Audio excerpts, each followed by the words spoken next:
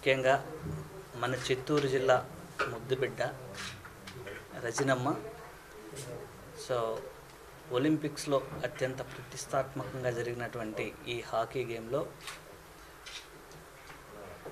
మనకు మెడల్ని సాధించి మన భారతదేశ కీర్తి ప్రతిష్టని ఎగరవేశారు రజనమ్మ అండ్ టీం. సో ముందుగా ఈ ఘనత సాధించినందుకు మన ప్రాంత ప్రజల తరపున ముందుగా ఆమెకి శుభాభినందనలు తెలియజేస్తున్నాను. అలాగే ఒక మనిషికి ఏ కష్టం కానీ ఏవి కూడా అడ్డు కాదు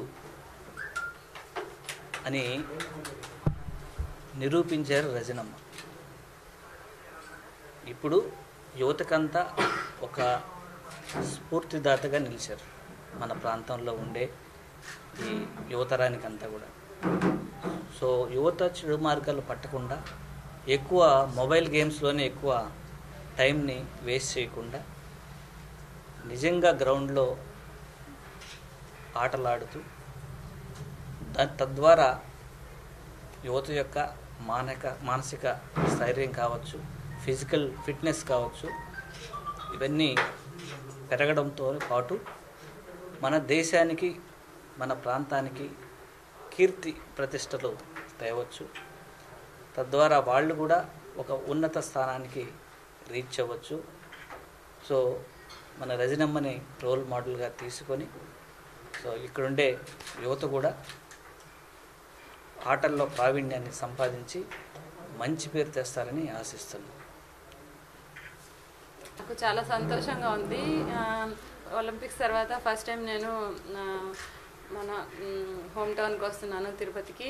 సో 1 వీక్ బ్యాక్ నేను మన సీఎం సార్ని కలిశాను. చాలా సపోర్ట్గా నాకు ఫైనాన్షియలీ హెల్ప్ చేశారు. ఇంకా ఫ్యూచర్లో కూడా చాలా హెల్ప్ చేస్తామని నాతో మంచిగా ఎంకరేజ్మెంట్ చేశారు. సో నాకు చాలా సంతోషంగా ఉంది. సో ప్రజెంట్ నేను ఇప్పుడు మన ఎంపీ సార్ గురుమూర్తి సార్ తోటి ఉన్నాను.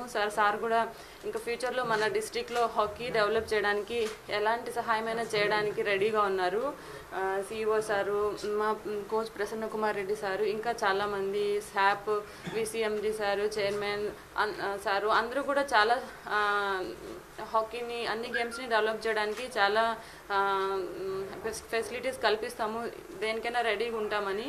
సో నాకు చాలా హ్యాపీగా ఉంది. నేనే కాదు, నా తర్వాత ఇంకా చాలామంది పిల్లల్ని హాకీ, స్పెషల్లీ మన నేషనల్ గేమ్ హాకీ, సో పిల్లలకి ఏ స్పోర్ట్స్లో ఇంట్రెస్ట్ ఉంటే అలా వాళ్ళకి డెవలప్ చేయించాలి. సో నా ఎయిమ్ ఏంటంటే ఆఫ్టర్ నా కెరియర్ ఫినిష్ అయిన తర్వాత నేను అకాడమీ లాంటివి స్టార్ట్ చేసి పిల్లలకి మంచిగా ఎంకరేజ్మెంట్ ఇచ్చి వాళ్ళని మంచిగా హాకీ ప్లేయర్ని చేయించి వాళ్ళ ఫ్యూచర్ని మంచిగా చేయాలని నా ఉద్దేశము.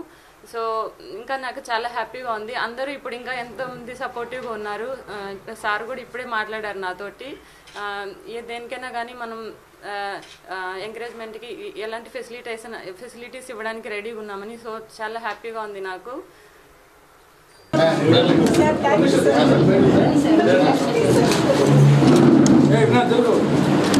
నమస్తే సార్.